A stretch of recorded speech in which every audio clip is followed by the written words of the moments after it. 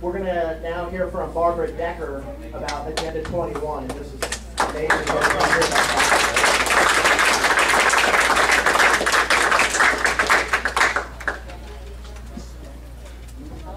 Good evening, everybody. Can you hear me? Yeah. Okay, Rick wants me to keep it to 3 topics, but this is far more than 3 topics. First of all, I want to know, how does everybody feel about private property rights in this room? Well, that's what I'm going to talk about. Private property rights. Our country was founded on private property rights. Has anybody noticed anybody trying to get their land improved anywhere? Has anybody had problems with anyone getting their land improved? Have they gone for a building permit anywhere recently? How much are the building permits? Have they gone up? Has anybody had any problem with water? My water's gone up 65% since '07. Anybody else have their water bill go up? Yeah. Gasoline's gone up, it affects the price of food. Anyway.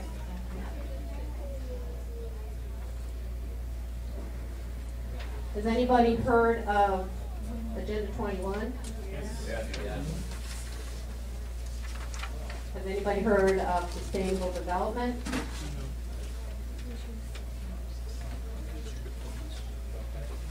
So what this is a fight for our private property rights versus sustainable development, which is the name that they use, but it's tied to the United Nations Agenda 21. Agenda 21 is, the definition is the plan for the 21st century, the plan to control human destiny, our destiny, determined by the elite. It began a long time ago. I would say probably decades and decades ago. But the timeline that I have starts in 1961, which was the creation of the Worldwide Fund for Nature. I'm going to pass this around. Then it went on to Rachel Carson's Silent Spring. Do you remember that? The DDT. I was raised in a military family. I grew up in military housing. I used to run behind the Jeep and spray the DDT. There was a big fog. I used to run in it. I'm still alive. Millions of people, I was younger then. Millions of people died around the world when DDT was banned. They've come to find out that it wasn't even based on scientific knowledge. Then along came the hairspray. Can't spray hairspray. Then there was global cooling, overpopulation, and finally they figured out what would scare us the most would be the environment, and that the world was not sustainable. Everything else was sustainable but the humans. Humans were the ones that had to go. So in 1992 in Rio de Janeiro, Brazil, there was a meeting of the Earth Summit. Bush Sr. was there. He signed it. It was a soft treaty. It didn't require any oversight by Congress. Clinton came along, and in 1993, he started the President's Council for Sustainable Development. It was an executive order. Al Gore spent the first 2 years implementing a way to get this into just about every single government agency. They started with HUD. They went to EPA. They went to energy.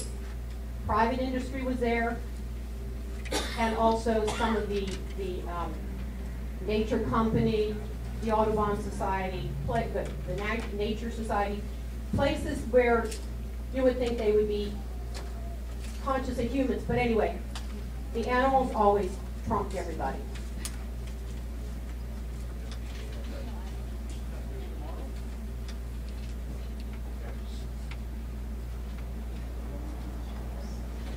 It's being implemented. They feel that the good of many outweighs the good of a few, except for the elites. You know. And another person involved in this is Al Gore, Mikhail Gorbachev.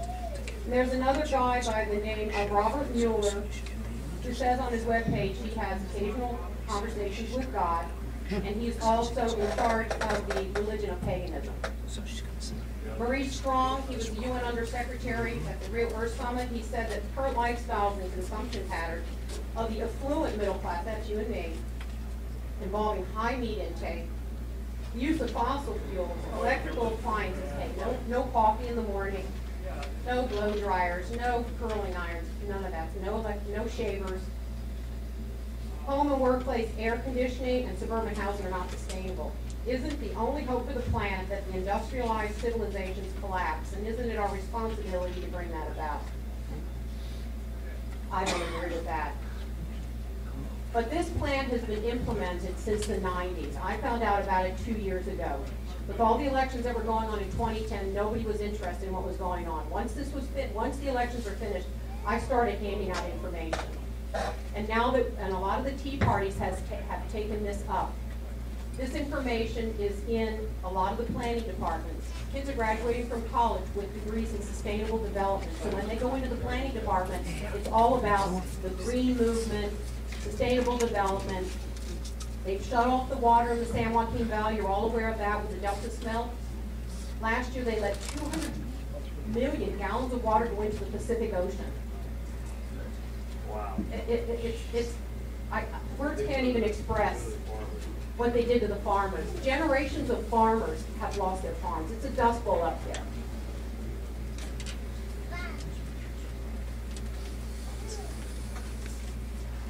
One of the things Obama did, since he's been doing a lot of stuff, he got the Stagnant Global Poverty Act passed, and that obligated the U.S. to pay the UN.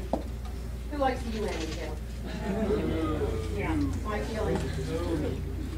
The John Birch Society actually had 11 million signatures that they gave to Congress to kick the UN out of the U.S., and it didn't work. But I think times are changing. People are realizing that the United Nations is not an organization that we want to be involved in, nor do we want it involved in our country. Anyway, they agreed to pay $65 billion annually to help combat poverty. Actually, it's just another way of redistribution of our wealth. I think the American taxpayer is the ATM machine for the world.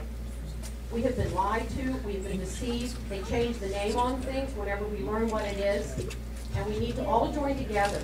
You need to put your thinking caps on because I cannot fight this alone. We need to have a team of people go to the city and county board meetings. We need to go to SANDAG. We need to go to the planning departments. There are many, many meetings that are being held around the city, and people are making decisions that affect us. They affect our ability to live on our land. The county general plan update, they spent $12 million. It took 13 years to do that. I went through all the hearings that they had last November and December and listened to all the people in the backcountry. What they like to do is they like to give everybody along the coast the options of the vote and what is determined in the backcountry. What should go on in each town should be determined by the people that live in that town. People along the coast should not be voting on what's going on inland, so we can have, when we go to Julian for our yearly piece of apple pie, we get to drive out in the country.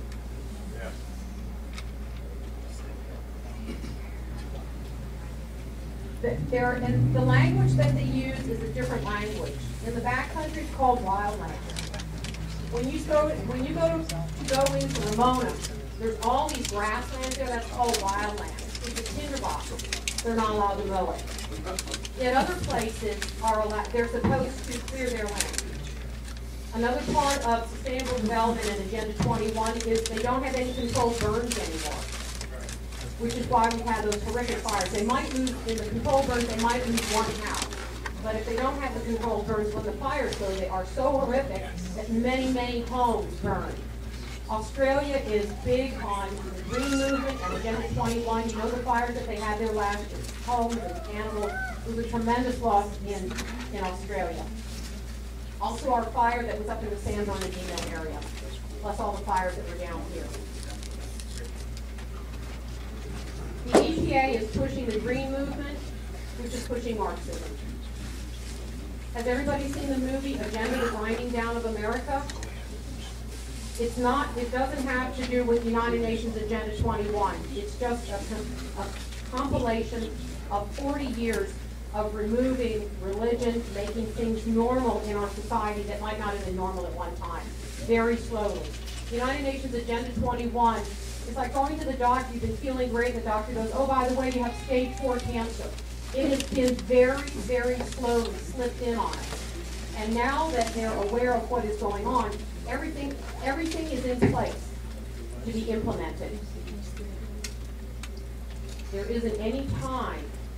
We must join together. We're having a conference November the 12th. We've sold out of one location. We're going to look for a larger location. It's $20 for the day. These women are coming into town. It will be approximately 6 hours. Lunch is included. Can't go wrong. Go ahead. Is that the San Diego Tea Party? That is with iCaucus, and there's 2 other women who are helping with this. I'm helping with this, and Lynn Miller, she's in the back helping with this. But it's under iCaucus. It's not necessarily a Tea Party thing, but anybody's welcome to come. We also have some elected officials who are attending. One of the things that I've done is everybody who's running for any office, I make sure that they get a packet of information so they know about this. They need to talk about this and get the word out there. Last month I was in Washington, and we gave every single congressional office in D.C. a packet of this information about United Nations Agenda 21.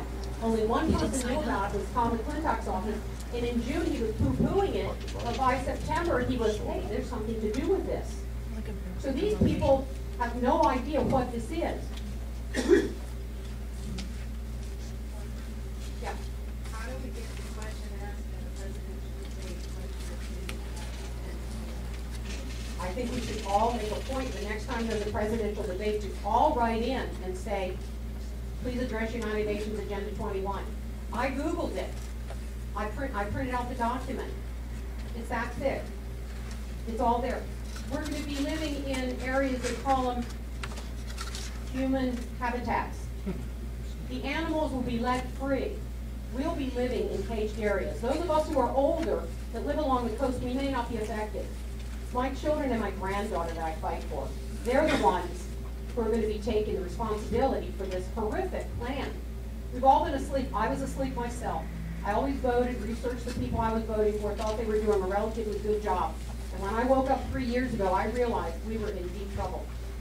And this Agenda 21 is just the tip of the iceberg. But it encompasses every single piece of legislation that is coming down the pike now. The intense regulation of everything. Some of the farmers in the back country, I don't know if you've heard about, the Department of Transportation was saying that they had their sons who weren't of age to get a driver's license, and grandpa who would drive some of the equipment, they had to get a commercial license and then they had to get commercial insurance. A small farmer can't afford to do that. Now, even though the San Joaquin Valley is a dust bowl and there's tremendous amount of pollution, that in other places are saying, well, farmers make too much noise. They create environmental problems with the dust when they're farming their land. Now, these people think they make the rules, but they change them. Some of the stuff they require is absolutely, it's crazy. Yeah, naturally, they took the water away and they give you dust, right? Yes, yes. But for them, it's okay. Well, I know. As long as they're the ones making the rules,